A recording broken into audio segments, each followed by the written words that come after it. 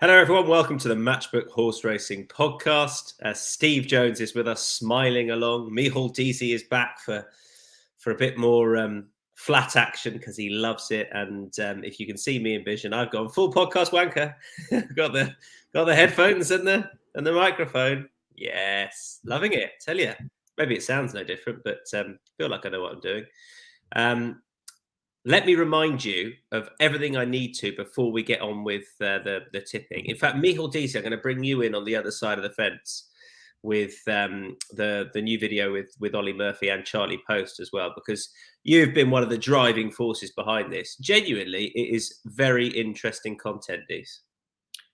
Thanks, Tom. Yeah.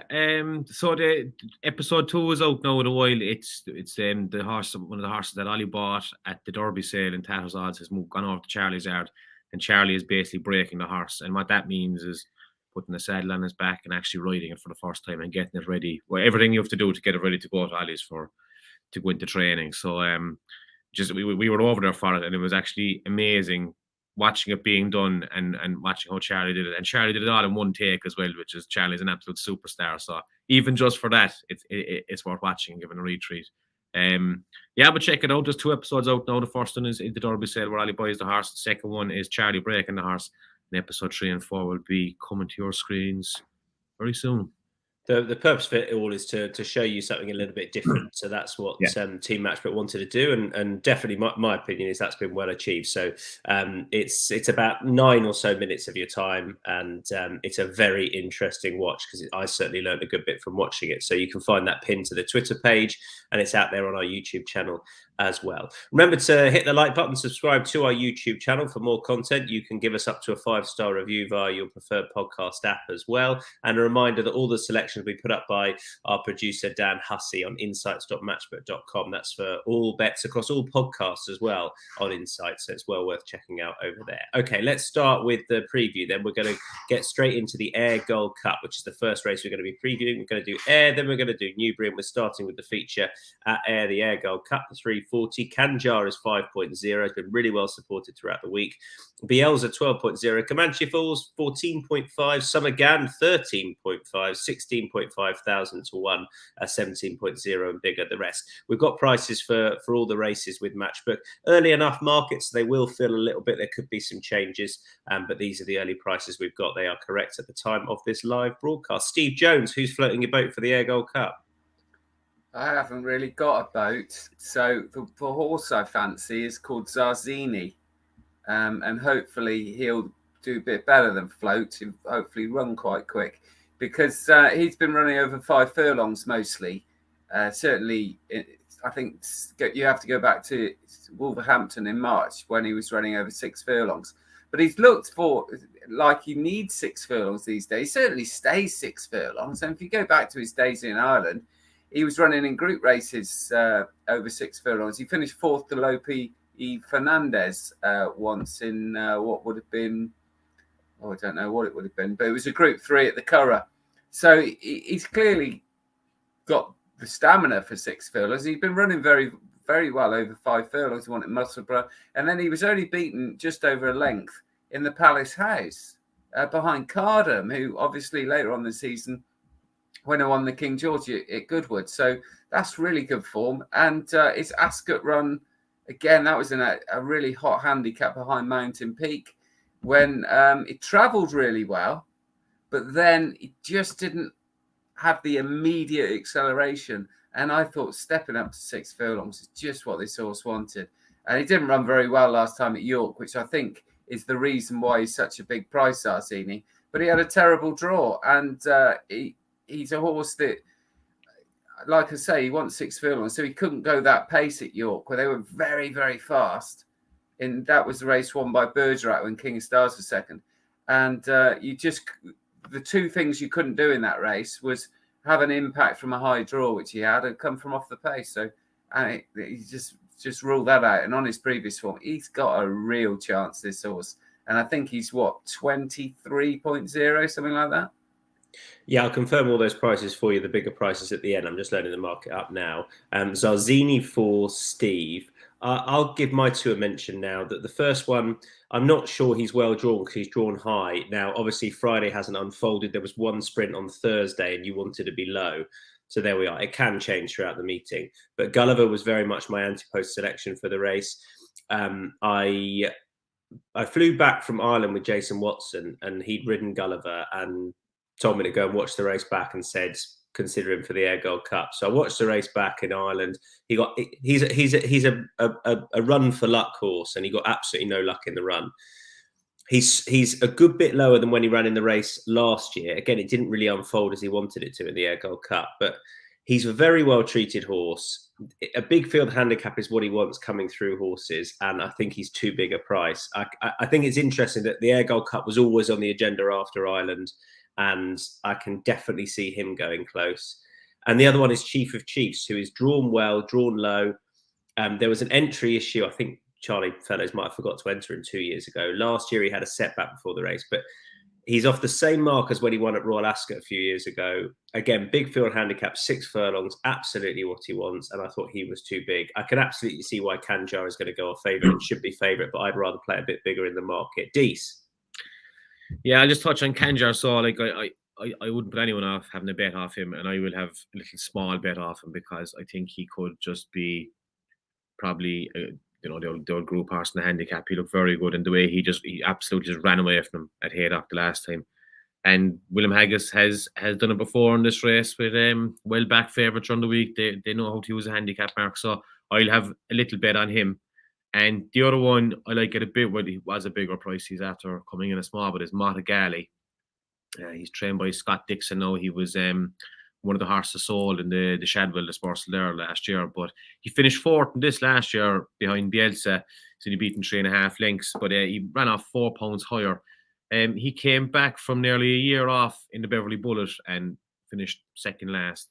But last time he ran at Doncaster there, I think was last weekend, finished 5th in the Portland and was just staying on at over 5.5. He was doing his best work at the finish. So I think stepping up to 6, this has probably been the plan. Well, I'd imagine it's been the plan anyway. So I think he's about 17.0. So I'll have a little win place bet on him as well. It's kind of back on one each side. There's 3 races: the Bronze Cup, the Silver Cup, and the Gold Cup. The Gold Cup's obviously the last one. So what you'll get today after the Bronze Cup is everyone saying, "Oh, you got to be drawn low. You got to be drawn low." And then the Silver Cup, "Oh, you got to be drawn high. You got to be drawn high." It's where the pace is. Don't worry about it. There's no bias. It's where the pace is.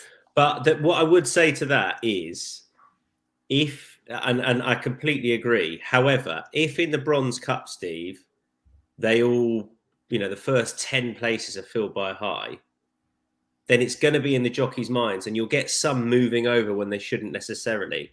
So that does affect in the minds of the jockeys. It then affects the running of the race, so it affects the pace. So I personally always prefer to play, if there is a perceived bias, doesn't mean it's actually there on the ground, I'd always rather play with it rather than against it. Yeah, 12 months ago, all the jockeys did that. It worked out well, didn't it? Because Bielsa won on the near rail. I agree. I agree. So don't worry. And I backed the horse that won far side, and it was and he hasn't won yet. Did you get paid out? I can't even remember where he finished in the race. He absolutely hammered the far side. Great ambassador. But there we are. He was favourite, wasn't he? Yeah. And he hasn't won since. There we are. Yeah. Anything else to add to the Ayr Gold Cup? No? Good. All right. Oh, let me give you the prices. All right. So I put up Gulliver 17.0. Zarzini for Steve is 23.0. Chief of Chiefs is 24.0. Kanjar 5.0. And Dees, your other one was what? Motgali. 18.5. There you are. Fair price. Yeah. All right. Good. Let's move on to the start of Ayr then. And this is the 120. It's a 1 mile handicap, and 4.7 is Koi Koi. Dirty Old Town 7.0. What's the Story 7.6. Rodana 10.0. Persuasion 10.5. 12.5, and bigger the rest. Micheál Deasy, take it away. Yeah, I like Dirty Old Town. He he got gelded there in the middle of the season. Got gelded there in July. He kind of was very inconsistent at the start of the season, I thought. But he was beaten ahead by a Godolphin horse at in Doncaster in the Kazoo handicap. They dominated the race in the front. The two of them, they went off out the front, kept going. He was probably unlucky to be beaten, and he was a big price. So maybe the penny has dropped to him, and I'm willing to give him a chance here at this. I mean, he's a nice enough price. You go back and win place if you want, but I think I'll stick with win only just for this one. Grant Shore is a good trainer as well. He'll have been aiming him at this, I think. So.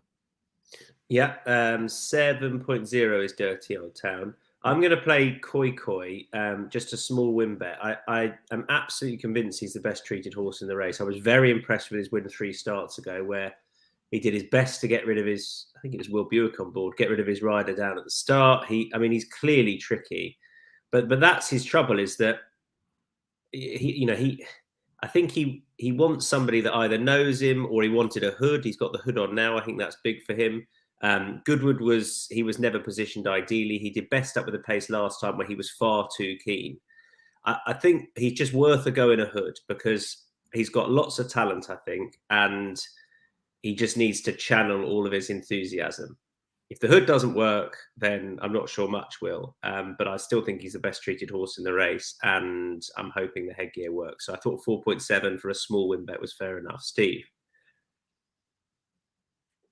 Yeah, I was with Guido, or I am with Guido rather, who's got really, really, really good track form, especially if you go back to early July. Beat Auburn over this very course and distance. Now, Auburn went on to win the Golden Mile at Goodwood, and then he won a good race at Ascot, and has been in really good form since then. So that is really good form. And since then, hasn't really had things go his way. Was drawn very wide at Thirsk. Then was last of 7 at Ascot behind Auburn. But they just went way too fast, sat far too close to the pace that day, like he likes to do. And it bounced back last time at Musselburgh over 7 furlongs. And I think he's better over a mile these days. He's all right over 7. But I think a mile at Ayr is just what he wants, and that's what he gets today. If you go back to, like I say, his course form, it's really, really quite good. He's won, I think, 4 times at Ayr from 9 starts, and he generally runs his best races at Ayr. So Guido, even though he's got a bit of a wide draw, but he does like go forward, so he should be able to get a position, I would imagine. And that means that he'll run his race, and that it has been good enough 4 times out of 9. So he's respectably handicapped. I mean, he's not chucked him because he's been running well this season. So yeah, Guido.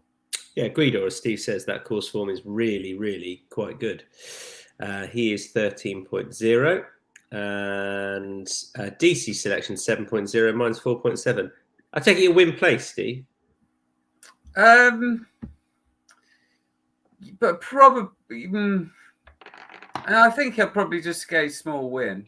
Although maybe a place saver.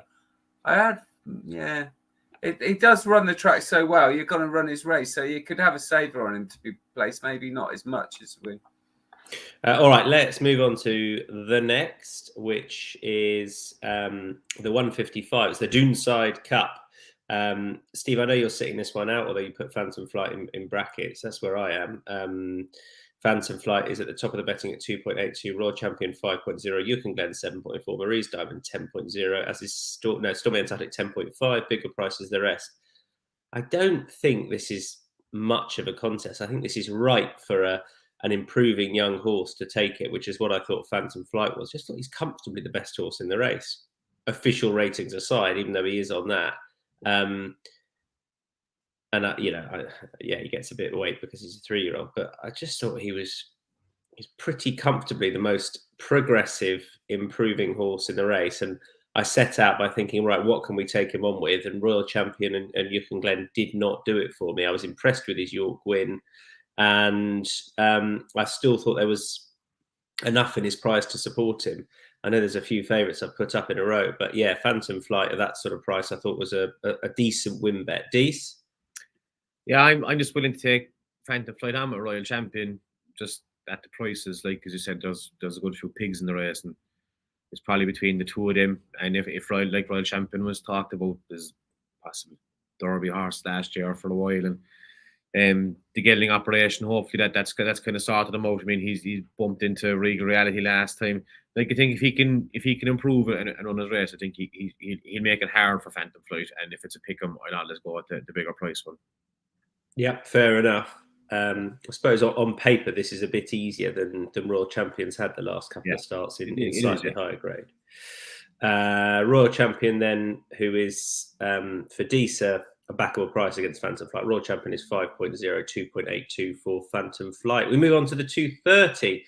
Steve, I'll come to you first. This is the Silver Cup, and prices are as follows. Snash 8.2, Assad Jumeirah 13.0, Dusky Lord is 11.5, Emperor Spirit is 16.5, Abolish is at half point shorter at 16, Hyperfocus 16.5, Plum 17.5, Jump the Gun 20.0. As you can see, if you're looking at the prices, early market, there's a bit of a gap between the blue and the pink, between the back and the lays. They will get closer as the liquidity fills up. We're early Friday morning here. Those are the early prices that we've got. Okay, Steve, take it away. You've got just the one win and place angle. Yeah, Aberama Gold, who was 5th in this race a couple of years ago and is now much better treated. Was racing in the hundreds not so long ago, and down to 87 makes him very interesting. Now, you've got to forgive this horse a couple of bad runs recently, but one was they were both on the all-weather. One was at Lingfield when he was drawn very wide and couldn't get in of over 7 furlongs. And then last time he finished last of 13 at Newcastle, but he's never really seemed to like Newcastle for some reason. He hasn't really run very well on the all-weather for ages, but his turf form this summer's been all right. And he's run again. He's run quite well at Ayr. And he was only just behind. He was trying to give a few pounds to Snash when he was second to that one, only beaten half a length or something. So that gives him a really good chance. And the fact that he has got that course form makes him very interesting. Now, he is a bit of a tricky old boy. He hasn't really won for a while, but it might be that a race like this where they go quick might just suit him. And he's drawn high towards the near side. I don't know whether Jason Watson, when you were in your first class flight or whatever you were in with Jason Watson. Delayed, mate. We delayed 3 hours on Aer Lingus. Oh God, he must have been suicidal at the end of it. Sat with you for 3 hours. He didn't. Dropping all your celebrity mates into the conversation. He didn't last the whole 3 hours, mate. He lasted about an hour and 15 and then made his excuses. I don't blame him. Well, if you'd have stayed an hour and 20, he might have told you that Aberama Gold was going to win the Silver Cup because he's riding it. And I think that the pace in this race, there is a good bit of pace high. There's a few of them up there that like to get on with it, and that should suit Aberama Gold. Aberama Gold is 21.0. Yeah, he is winning place, definitely winning place. Dees. Yeah, this is a tough one. I had a shortlist of about 14 for it. The first one I'm going with is a Plum, Jane Chapel-Hyam's horse. It's been fairly consistent since he moved her from William Haggis. He's hasn't won yet now, but has been second, third, fourth a few times. He's been freshened up as well. He was out earlier in the season. He ran twice in June. He finished second to Mitros and Fire, and he finished third to Snash as well in Thirsk. Maybe he doesn't love rattling fast ground. Maybe that's why he hasn't run since. I'm hoping that's the case. I think he's obviously been freshened up. Maybe aimed at this. And is there a trainer having a better year than Jane Chapel-Hyam this year? Really, absolutely fantastic. So that was another thing that kind of steered me towards. So I'd have a little win place in him. And the other one is Mark's Choice. Adrian Keatley's horse. Now, he kind of caught my eye when he ran in the grandstand, Wilfred and Ripon. He was 10 pounds out of the handicap and was staying on for third at a big price. Again, ran well a few days later in Hamilton, and then he won at Ripon kind of at the end of August. Finally got the head in front. So in fact, they've thrown him in here as well. There might be a bit more to come from him now. He's running off probably. He's a 5 pound penalty there now, but Adrian Keatley is what we would call in Ireland a cute whore. So I fancy him to have him right for the day. And again, he's double figure price, so I'm just going to go win place in him. Mark's choice is a 20.0 shot, a plum 17.5. Morning, Giles. Giles is along. Yeah, we are bright and early, aren't we? I agree with a plum. I thought that you two are the chief cheerleaders of the Jane Chapel fan club, aren't you? I thought that, if you go back to his run at Newbury towards the start of last year, he went very close that day. I think he's well enough handicapped to feature here off a strong pace. And I think, well, I don't know, I'm pinning my colours to far side, Mars, but that I think he could be well drawn, and I think he's got a win in him off this sort of mark. Big field handicap, I think, is what the horse wants. I thought Snash was still a big price at 8.2. A course winner, and as Steve will tell you, you can't come from off it in the Ripper race, can you? So I thought he was a very fair price win and place. I can't, like, as long as it all doesn't develop near side, I can't really see him out the 3 or 4. So I thought he was a decent bet, win and place at 8.2, whatever he is. So Snash and a plum for me, Aberama Gold for Steve, and a plum and Mark's choice for DC. One more to do from Ayr, have we? Or am I miscounting? Yes, we've got the Firth of Clyde. We've got a shorty at the top of the betting here in the form of Queen Me, who ran really well last time at 2.26. Bonnie Angel 5.6. All the time 6.2. Maria Bramwell 9.2. 10.5. Believing in Mini Tonka 12.5, and bigger the rest. All right. Dees and I are with Queen Me. Dees, it's just a small win bet. I don't even know if I will back her, to be honest, but I've put her down. She's the obvious one. She ran a great race last time in the Lowther, and she's the one open, I think, to the most improvement. But I'm wary of taking a shorty in this race. How confident would you be about Queen Me? Reasonably confident, but again, it's like the price would kind of put you off loading up, because these are 2-year-old fillies. So if she runs to her level, she should win. The yard are in good nick as well. They had a double yesterday. Yeah. I think she was kind of she was a massive price at York, but I'm sure Sam we were actually doing a watch down that day, and Sam Turner kind of fancied her even at the price that day. He said her debut was very good, so that's probably another thing in her favour. I looking through them, there's a lot of them are kind of want to expose, or there are a lot of them are exposed well, and she's very unexposed. She can improve. And, good luck. I'm with her. Small stakes. Steve, are you sort of out to get her, or you just fancy something at a bigger price?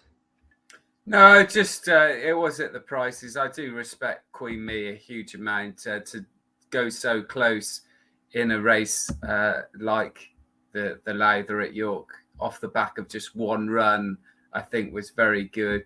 And how strong the Lowther looked a good race beforehand. It's not really been tested since, so you can't take a negative view. It's just purely at the price, and all the time I thought had certainly a progressive profile. I thought ran really well at Salisbury last time in the Dick Pool, behind a really good prospect of Rafe Beckett's called Julia Sierra.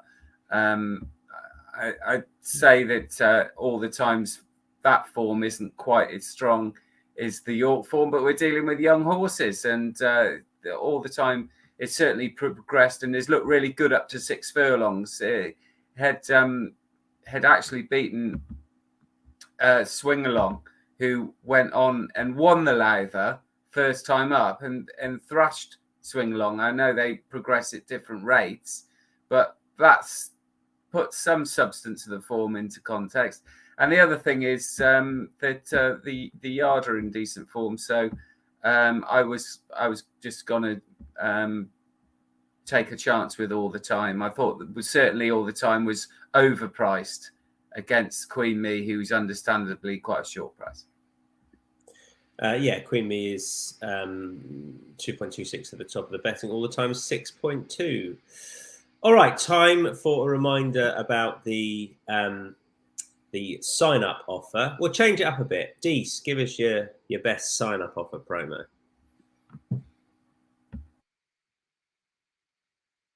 That started really well. Yeah. Should we go again? Who muted me? Our sign-up offer at the moment is a £30 money back as a free bet if your first bet loses. Special. So sign up today with the bonus code Insights30. Place a bet of up to £30, and if it loses, we will refund you as a free bet. Fantastic for the weekend coming up. If betting an early race, you'll have the money back for the second race or the third race. Yeah, and it is also genuinely the best way, if you like, of supporting the podcast, because if you don't have a Matchbook account and you like our content, it's well worth opening up an account, taking advantage of the lightly better odds you're getting, and placing a bet with Matchbook. And if you're placing a bet on horse racing with Matchbook, then that's the best way of supporting our content, because it helps us say to the big bosses, Dees, look how many people are betting on the horse racing as a result of our content. All the Insights 30 fellas coming in. Yeah, there you go. So if you don't have an account, well worth doing. Giles likes your backdrop, Dees. It's lovely. Yeah. Still haven't taken this wallpaper down. I'm keeping it for another few years. No, honestly, I don't know how your wife puts up with that bedroom. It's unbelievable, but there we are. Right, Newbury. Deese's wallpaper cost just about the same as Boris Johnson's wallpaper. Yeah, I would imagine so. Yeah. Right, the Legacy Cup Stakes. I'm still here. I'm still here for the next 10 years, no paying it off. This is the betting for the Legacy Cup Stakes. Siscani 4.0, Dubai Future 4.3, Solid Stone 5.8, Kamari 6.8, 8.4, Lysander 14.0, and bigger the rest. How am I the only one with Siscani? The good thing has to go fresh. Best horse in the race by a country mile, and can't have him beat. Steve. Yeah, no, that's a surprise that you're putting up a Charlie Appleby horse. Yeah, that's a real surprise. Yeah, look, Siscani's got a chance, hasn't he? But I tell you what about this race, I think there's an awful lot of pace in it, and the likes of last year's winner Solid Stone, and there's various others who like to be up there. And I just think right down the bottom, a 3-year-old filly getting all the weight hasn't really been able to show what she is capable of in small fields. It's Stay Alert. And she's run well, but I think off a strong pace, she's going to improve. And when you consider that she was second to Nashwa, although Nashwa had plenty up her sleeve, but you're dealing with a dual Group 1 winner in Nashwa. And Stay Alert ran really well that day to finish second. The third home there, Mukadama, was just behind and hasn't done an awful lot for the form. But then they were miles clear of the rest.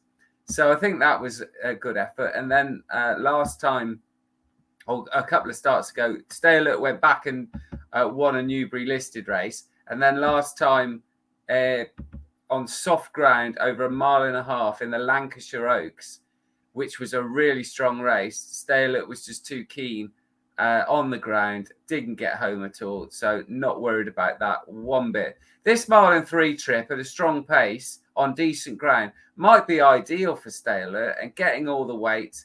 It's been off a couple of months, so maybe they've been working on getting Stay Alert to settle and relax a bit more and grow up a bit more. And if that's the case, she's going to be really competitive. And I think winning place, especially with 9 runners, good each way race or good place race, I think she's got a good chance. And I think she's about a 12.0 chance, isn't she? I can't remember what I read out, but yes. I'll get the market up shortly as DC makes his case. Yes, Steve kind of covered a while. I mean, the second to Nash was good, but I thought the way she beat Golden Lyra the following time, because Golden Lyra had been absolutely smashed in the market that day. They really, really fancied it. And Stale beat her very, very easily. And again, they threw her in the deep end then the next time.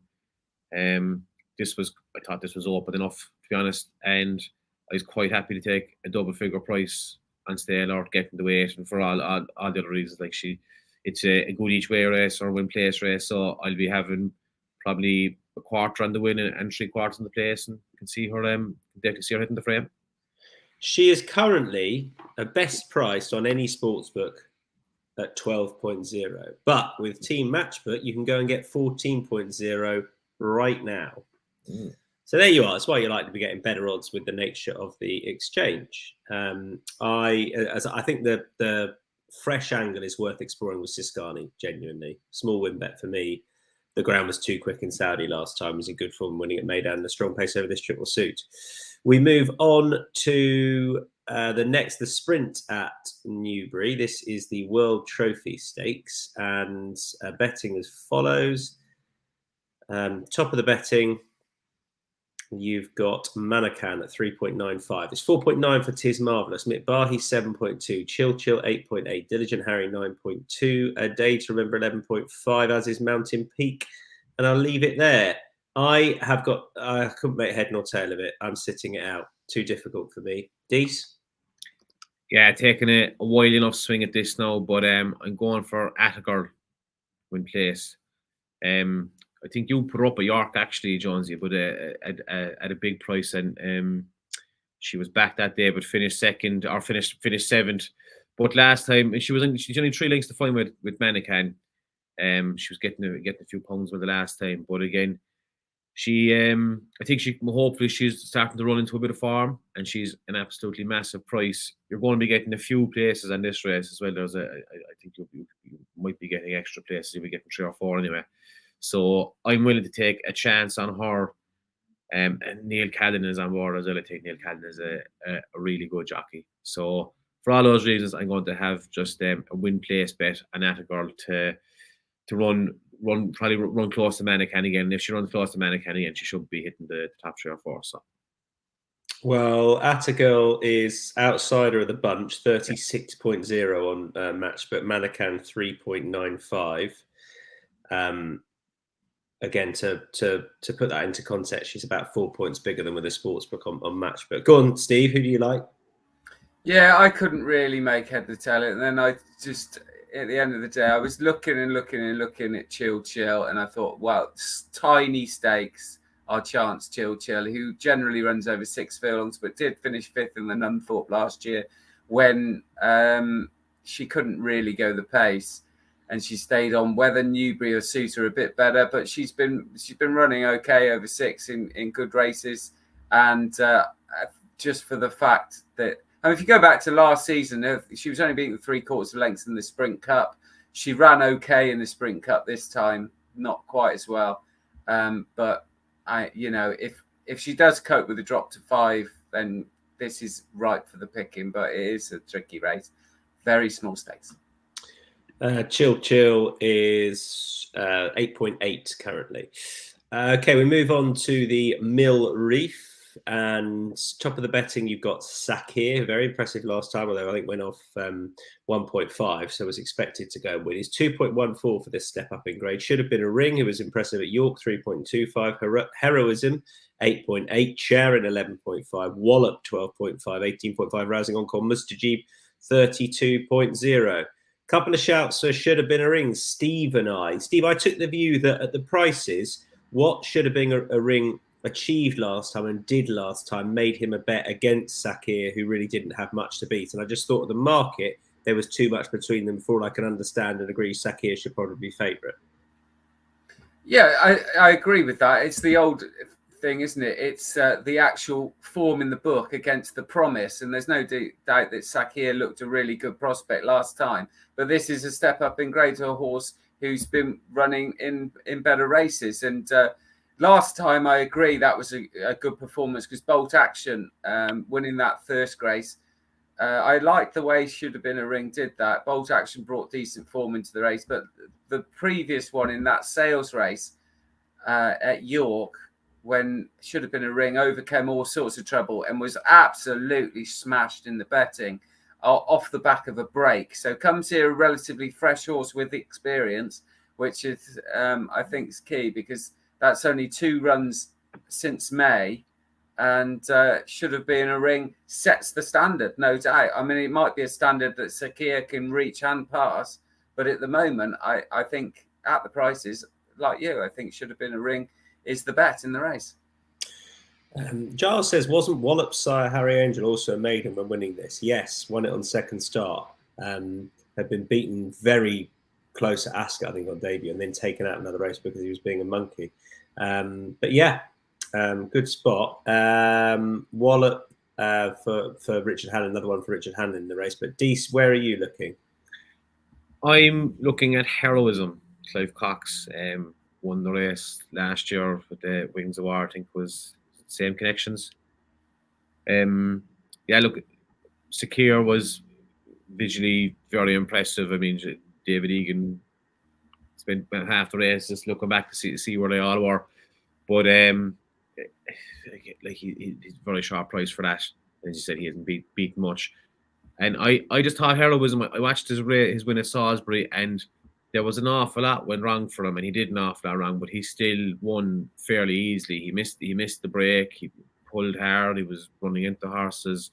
He had to go wide. Then when he got to the front, then he started to idle, and he still kind of went away from a horse that was long odds on.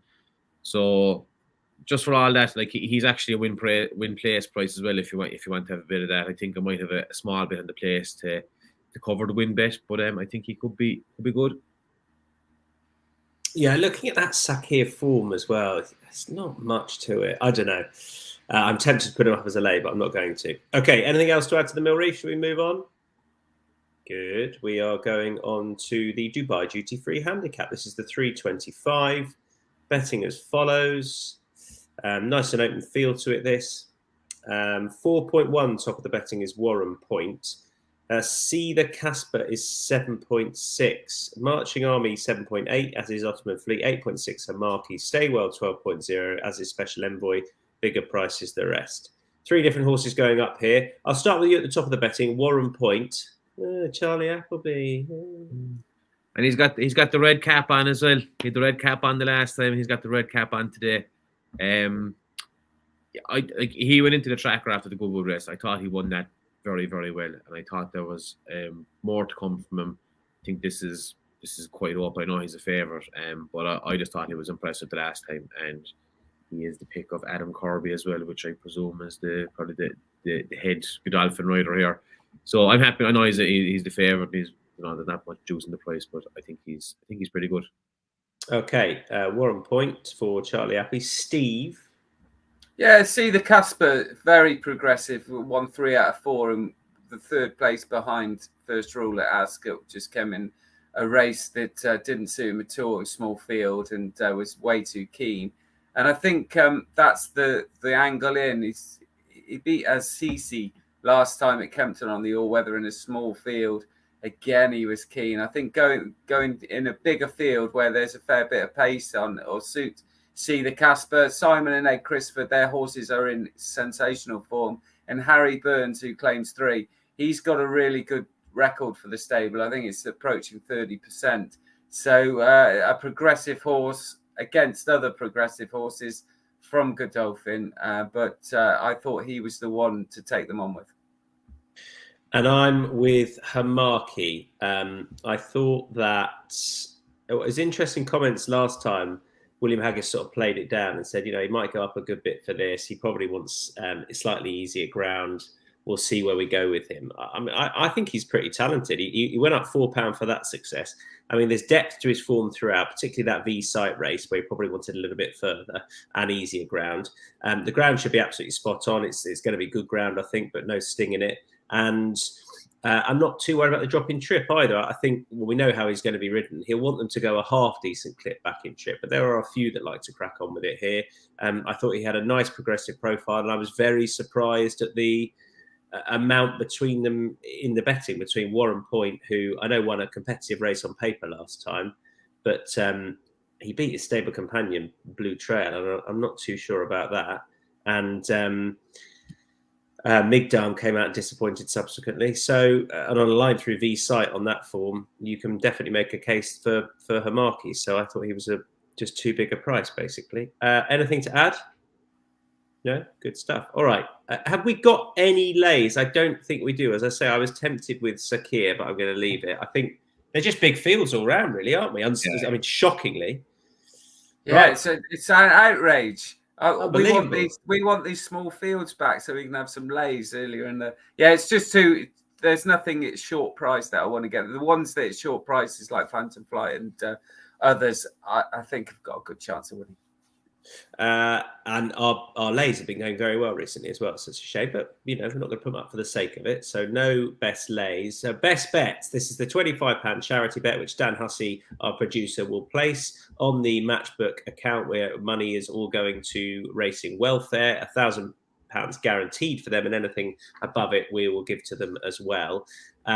These are our bets then. I'll start. Snash is mine for Tim Easterby, form winners at the track yesterday. And he's a course winner who should appreciate this more than Ripon last time. Obvious win and play show, I thought. Snash. Steve Jones. Stay alert for reasons earlier. Getting all the weight. I think the strong pace in that 140 at Newbury, the Dubai Duty Free Legacy Cup Stakes. Used to be the Arc Trial. A lot of Arc winners came out of that race. That's sarcasm. Stay alert, though, I think has got more to offer and is up to this grade, and that second to Nashwa is good form. So in a race where there's most of them are pretty exposed, stay alert. 140 Newbury. Win in place. Best jokes are the ones you have to explain, Steve. And DC. We go for the big one because it's for charity. I'm going to go for Ayr Gold win place. We'll probably go a bit more on the place, please, Dan. But I fancy Ayr Gold to run a big race and hit the frame. So Ayr Gold at 36.0. I loved Steve being a vision for that whole best bet. I thought that was lovely. You said that without your mouth moving, Steve. Good stuff. We're done, gentlemen. Don't forget to check out episode 2 of The Other Side of the Fence with Ollie Murphy and Charlie Post. It's well worth a watch. You can do it now. Head to the Twitter page on Matchbook before any live racing starts. Under 10 minutes in time. Bosh. Really interesting watch. And all of the selections will be on Insights. Daniel Hussey will be putting that up very shortly. Okay, that's it. Steve, thank you. Micheál Deasy, thank you very much indeed. Have a top weekend all. Bye-bye.